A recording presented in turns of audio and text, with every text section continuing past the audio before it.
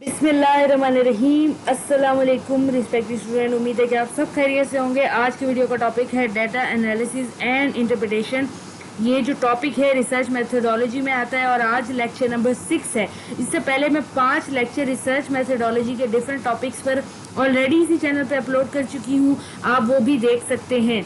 जो प्लेलिस्ट है research methodology का, उसका लिंक वीडियो की डिस्क्रिप्शन में है और ऊपर इस वक्त आई कार्ड भी शो हो रहा होगा, आप वहां से वीडियो खत्म होने के बाद चेकआउट कर सकते हैं।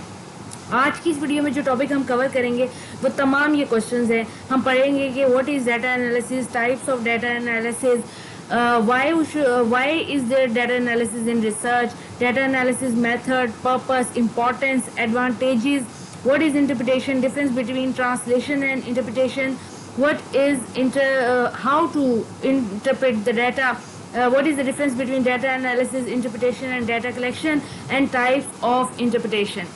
तो ये तमाम क्वेश्चंस आज की वीडियो में कवर करेंगे और इस वीडियो के जो नोट्स हैं वो वीडियो के डिस्क्रिप्शन बॉक्स में है, आप वहां से पीडीएफ की सूरत में हासिल कर सकते हैं। अब शुरू करते हैं। डाटा एनालिसिस क्या है? अगर डाटा एनालिसिस की डेफिनेशन देखें तो data analysis is the process of ordering, categorising, manipulating and summarising data to obtain answer to research question. अब ऑर्डरिंग का मतलब होता है तरतीब देना, कैटेगराइजिंग का मतलब होता है कि किसी कैटेगरी में डालना, मैनिपुलेटिंग का मतलब होता है ऊपर नीचे करना, एंड यानी कि उसके अंदर तब्दीली करना, मैनिपुलेशन करना, और समराइजिंग मीन छोटा करना, उसको समराइज करके डाटा को इतना उसको यानी कि अच्छी तरीके से मोल्ड कर देना कि जो रिसर्च का हमारा क्वेश्चन है उसका हमें आंसर मिल जाए। डाटा एनालिसिस का जो स्टेप रिसर्च मेथोडोलॉजी में आता है वो डाटा कलेक्शन के बाद आता है। जब हम डाटा जो हमने रिसर्च के लिए कलेक्ट किए उसको हम ऑर्डर करते हैं, कैटेगराइज करते हैं, मैनिपुलेट करते हैं और समराइज करते हैं, तो हमारा रिसर्च का कंक्लूजन हमको मिलता है। अब every research is based upon data. Her research जो है उसके अंदर हम डाटा कलेक्ट करते हैं, उसको जब हम एनालाइज करते हैं और इंटरप्रेट करते हैं इंफॉर्मेशन हासिल करने के लिए, तो ये वो स्टेप है। उसको एनालाइज करते हैं तो डाटा एनालाइज करते हैं और इंटरप्रिटेशन जो के प्रोसेस के अंदर उसको इंटरप्रेट करते हैं। क्यों? ताकि हम इंफॉर्मेशन या कंक्लूजन हम उसको हासिल कर सकें, जो हाइपोथेसिस हमने बनाया है वो सही है गलत उसको फाइंड कर सकें। ठीक है, अब ये एक डेफिनेशन है रिसर्च डाटा के ऊपर कि research data analysis is a process use by researcher. ये एक प्रोसेस है जो रिसर्चर यूज करते हैं फॉर रिड्यूसिंग डाटा, डाटा को छोटा करने के लिए, to story and interpreting it to drive insights. मतलब उस डाटा को छोटा करते हैं, समराइज करते हैं, कम से कम करने की कोशिश करते हैं ताकि उसका एक मतलब निकाल सकें और अपने जो क्वेश्चन है उसका सोल्यूशन ढूंढ सकें, उसके अंदर की छुपी हुई बात निकाल सकें। डाटा एनालिसिस का प्रोसेस जो है वो हमें हेल्प करता है लार्ज कलेक्शन ऑफ डाटा को छोटे छोटे फ्रेगमेंट्स में डिवाइड करके उनको समझने में। डाटा एनालिसिस इन्वॉल्व करता है working to uncover the pattern and trend, यानी कि बहुत सारे डाटा के अंदर जो मेन काम की बात है उसको जमा करने में हमें डाटा एनालिसिस मदद करता है। और डाटा इंटरप्रिटेशन जो है वो इन्वॉल्व करता है एक्सप्लेनिंग दोज पैटर्न, मतलब उन पैटर्न को समझें जब, तो वो इंटरप्रिटेशन है। डाटा एनालिसिस जो है बहुत क्रूशियल पार्ट है रिसर्च मेथोडोलॉजी का। क्रूशियल क्यों है? ये सारे स्टेप्स जो सारी बातें मैं बता रही हूँ इसलिए क्रूशियल है। रिसर्च मेथोडोलॉजी के अंदर जब हम डाटा कलेक्ट करते हैं, डाटा कलेक्शन और डाटा कलेक्शन टूल्स के थ्रू, जो कि पिछली वीडियो का टॉपिक था, अगर आपने सुननी हो तो ऊपर आई कार्ड शो हो रहा होगा, उस पर जब आप क्लिक करेंगे तो आप डाटा कलेक्शन वाली वीडियो पे चले जाएंगे। It present for analysis and interpretation. ये एनालिसिस करने के लिए और इंटरप्रिटेशन उसकी करने के लिए हम डाटा कलेक्ट करते हैं। फिर हम क्या करते हैं कि जब वो कलेक्टेड इन्फॉर्मेशन को हम कोई उसको एनालाइज करते हैं, इंटरप्रेट करते हैं, तो हम उसका कोई कंक्लूजन निकाल पाते हैं, सिग्निफिकेंस देख पाते हैं और फिर उसको इम्प्लीमेंट कर सकते हैं उस फाइंडिंग को। एनालिसिस जो है वो इन्वॉल्व करता है estimating the value of unknown parameters. मतलब एक बहुत वास्ट सा डाटा है, बहुत खुली हुई एक पहेली की तरह है, एक पहेली जिसके अंदर 5 से 6 तरह की चीज़ें हैं और उसका एक आंसर निकालना है। इसी तरह एनालिसिस जब हम उसको सॉल्व करने की कोशिश करते हैं तो हम स्टेप बाय स्टेप उसको सॉल्व करते चले जाते हैं एनालिसिस के थ्रू, और फिर उसका हम एक कंक्लूजन निकालते हैं और फिर जो हम कंक्लूजन निकालते हैं वो हमारे क्वेश्चन का आंसर होता है। ठीक है, डाटा एनालिसिस जो है समराइज करता है बहुत ज़्यादा डाटा जो हमने कलेक्ट किया होता है रिसर्च के लिए, उसको समराइज कर देता है और इन्वॉल्व करता है इंटरप्रिटेशन को। इंटरप्रिटेशन का मतलब उर्दू में होता है तशरीह करना, मतलब वो डाटा जो कि हमारे ना सिर्फ समराइज हुआ है बल्कि हमारे क्वेश्चन का आंसर है उसको तशरीह करना उसकी, ठीक है। अब ये काफ़ी सारी चीज़ों पे बेस्ड होता है, जैसे एनालिटिकल एंड लॉजिकल रीजनिंग पे बेस्ड होता है। अब 3 चीज़ें बहुत इंपॉर्टेंट है डाटा एनालिसिस के अंदर। सबसे पहली ऑर्गेनाइजेशन, डाटा को ऑर्गेनाइज करते हैं, फिर उसको समराइज या कैटेगराइज करते हैं, और फिर समराइज करना और कैटेगराइज करना ये 3rd एंड 4th कह लें। उसके बाद लास्ट जो हमारा चीज़ एक तैयार होती है, लास्ट स्टेप जो है वो डाटा एनालिसिस का आता है कि फिर उसको एनालाइज किया जाता है। 4 तरह का डाटा एनालिसिस के तरीके होते हैं, 4 तरह का डाटा एनालिसिस होता है। सबसे पहला descriptive, diagnostic, predictive and prescriptive. Descriptive analysis सबसे पहला, ये सबसे आम एनालिसिस होता है जिसके अंदर बताया जाता है कि हुआ क्या था, व्हाट हैपेंड, हुआ क्या है, एक वो चीज़ एक्सप्लेन करना, वो फैक्ट्स एक्सप्लेन करना, वो एनालिसिस करना जिसके अंदर मेन इवेंट के बारे में बताया जाए, डिस्क्राइब किया जाए, वो डिस्क्रिप्टिव एनालिसिस होता है। इसके आगे का नेक्स्ट स्टेप होता है डायग्नोस्टिक एनालिसिस, जिसके अंदर बताया जाता है कि व्हाई डिड इट हैपन, हुआ क्यों, वजूहात क्या थी जिसकी वजह से ये हुआ। उसके बाद प्रिडिक्टिव एनालिसिस होता है जो कि उससे भी एक हाथ आगे है, और वो अटेम्प्ट करता है क्वेश्चन कि what is likely to happen, मतलब क्या होने वाला है। प्रिडिक्शन देता है कि अगर 2010 में बहुत ज़्यादा पानी आया तो सैलाब आ जाएगा, प्रिडिक्शन देता है। प्रिस्क्रिप्टिव एनालिसिस इन तमाम एनालिसिस का निचोड़ है, जो कि बताता है कोर्स ऑफ एक्शन क्या रहेगा करंट प्रॉब्लम का। मतलब अगर आज 10 लोग बेरोजगार हैं तो आने वाले 10 सालों में 100 लोग बेरोजगार हो जाएंगे। ये प्रिस्क्रिप्टिव एनालिसिस होता है। ये 3 क्वेश्चन इस स्लाइड के अंदर है कि व्हाई हम डाटा एनालिसिस क्यों करते हैं रिसर्च के अंदर, पर्पस क्या है, उसकी इंपॉर्टेंस क्या है। तमाम सवालों के जवाब नीचे दिए हुए हैं जो मैं आपको समझाती हूँ अभी।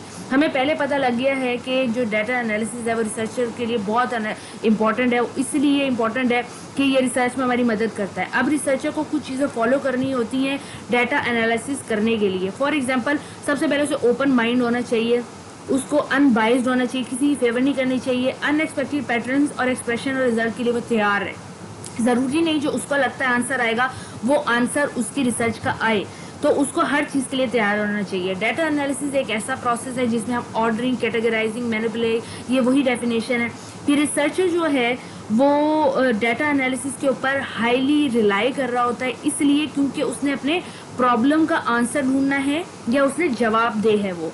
और ये हमेशा हमारा जो प्रॉब्लम है ना, ये क्वेश्चन से स्टार्ट होती है हमारी रिसर्च, और उसके बाद हम उसका आंसर निकालते हैं, उसका सोल्यूशन निकालते हैं।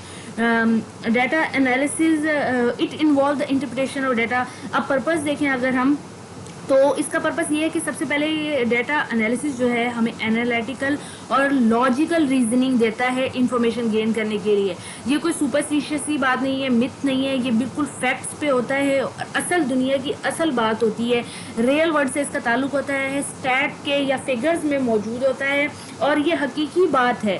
सबसे बड़ी बात यह है कि ये लॉजिकल है और एनालिटिकल है। इसका एक पर्पस ये भी है कि वो नॉलेज या वो सोल्यूशन हमें मिलता है, वो फाइंडिंग हमें मिलती है कि जिससे ना सिर्फ हम इन्फॉर्म होते हैं बल्कि फैक्ट्स के साथ यानी कि ट्रुथ के साथ हम नॉलेज गेन करते हैं। अब या एडवांटेज क्या है डाटा एनालिसिस के? डाटा एनालिसिस जो है हमें फास्टर डिसीजन करने की हिम्मत देता है, और या यूँ कहा जाए कि फास्टर डिसीजन ये खुद भी है। डाटा एनालिसिस जब हम करते हैं तो एनालिटिकल और लॉजिकल रीजनिंग हम दोनों डालते हैं, मतलब जितने दिमाग की भी और जितने भी फैक्ट्स की रीजनिंग है हम दोनों डालते हैं, और कैलकुलेट करने के बाद हमें एक डिसीजन मिलता है, तो हम अपना बैकअप प्लान या बैकअप फैक्ट्स इकट्ठे कर सकते हैं। इसके बाद ये डीपर अंडरस्टैंडिंग है किसी भी क्वेश्चन की। डाटा एनालिसिस इंक्रीज करता है अवेयरनेस ऑफ रिस्क, मतलब कि कोई भी अगर फ्लड आने वाला है, कोई भी चीज़ है, अनएम्प्लॉयमेंट आने वाली है, तो उसके जितने भी रिस्क या उसके जितने भी सब ब्रांचेज हो सकती हैं वो सब कुछ हमें समझाता है, और हमें इनेबल करता है कि हम कोई ना कोई प्रिवेंशन मेजर ले लें या कोई ना कोई बचाव का इस्तेमाल करके बैठें। हमें ये एक्सप्लेन करता है different concept, theories, framework, method, और ये हमें क्या करता है, it eventually help in arriving and conclusion.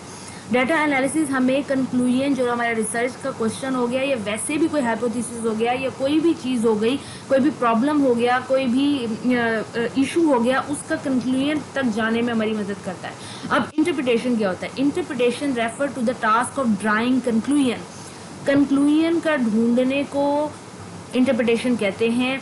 From the interpretation अगर सिर्फ देखा जाए ना, किसी चीज़ की तशरीह करने को कहते हैं, लेकिन रिसर्च में इसका मतलब ये है कि जब हम एक सवाल था हमारा और जब हम उसको डाटा एनालिसिस करने के बाद उसका जब हमने जवाब ढूंढा या उससे जो हमें मटेरियल मिला, वो इंटरप्रिटेशन है। ठीक है, और ये कलेक्टेड क्यों, कैसे कलेक्ट होता है, फैक्ट्स के थ्रू कलेक्ट होता है, जो कि एनालिटिकल भी हो सकते हैं और एक्सपेरिमेंटल भी हो सकते हैं।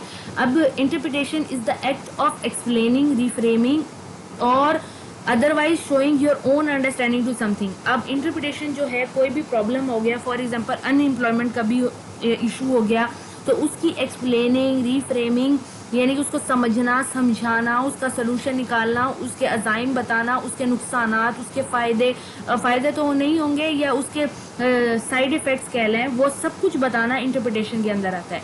अब ट्रांसलेशन और इंटरप्रिटेशन में क्या डिफरेंस है?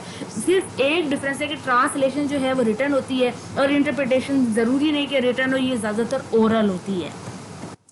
डाटा इंटरप्रिटेशन क्या होती है?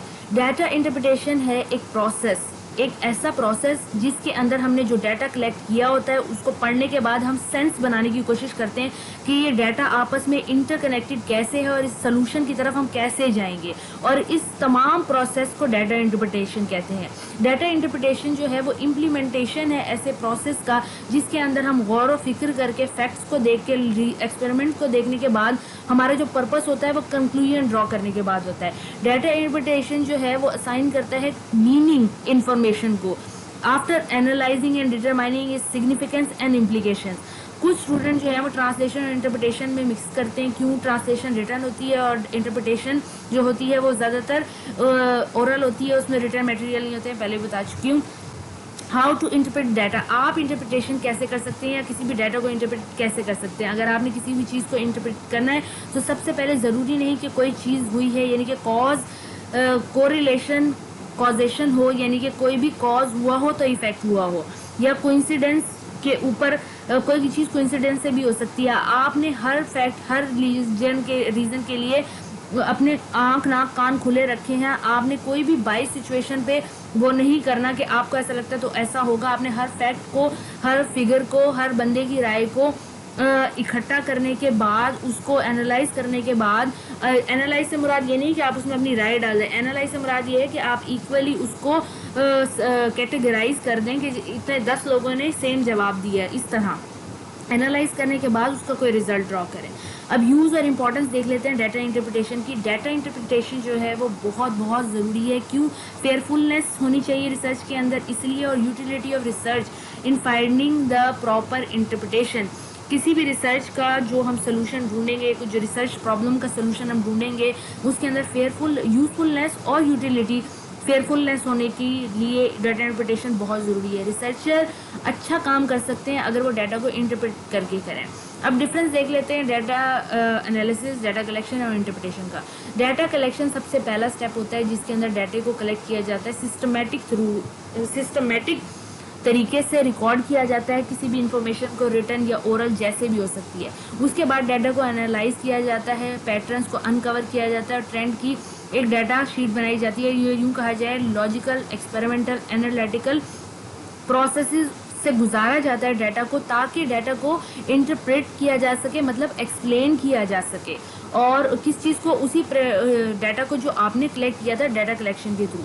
दो मेथड हैं डाटा कलेक्शन के लिए पॉपुलर जो यूज़ होते हैं, कंटेंट एनालिसिस और नैरेटिव एनालिसिस। कंटेंट एनालिसिस ये बहुत कॉमन है, जिसके अंदर कोई भी कंटेंट जो होता है उसको एनालाइज किया जाता है।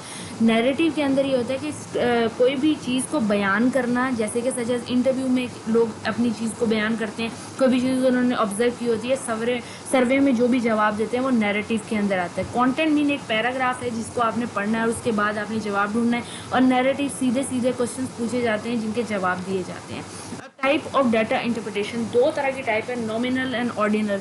आपने ये टर्म अपनी मैट्रिक में ज़रूर सुनी होगी। नॉमिनल जो होता है वो इन्वॉल्व करता है नेमिंग या आइडेंटिफिकेशन ऑफ डाटा, मतलब डाटा की इस तरह से कैटेगराइज करना, इस तरह से समराइज करना, इस तरह से उसको जुदा करना, आइडेंटिफाई करना, इस तरह से कि नेम के थ्रू, मतलब हम names, similar sound, nominal data के थ्रू नाम दे दे के, फॉर एग्जांपल जेंडर हो गया, मेल एंड फीमेल का नेम हो गया, फ़ोन हो गए, अगर 1000 कैंडिडेट हैं तो 1000 कैंडिडेट के फ़ोन नंबर, ये नॉमिनल डाटा में आता है। ऑर्डिनल डाटा को क्या होता है कि कैटेगराइज करना है डाटा को, डाटा को ऑर्डर में कैटेगराइज करना, जैसे कि फंक्शन की बेसिस पे, उसकी कैरेक्टरिस्टिक्स की बेसिस पे, ये ऑर्डिनल के अंदर आता है।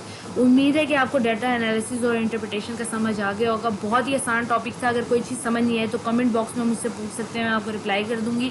Thank you for watching the video. Please like the video and share with your friends as well so that they can get help as well. Subscribe the channel for more videos because I upload such kind of content on daily basis.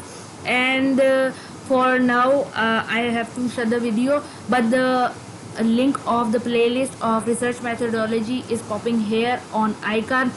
Thank you for watching. Take care.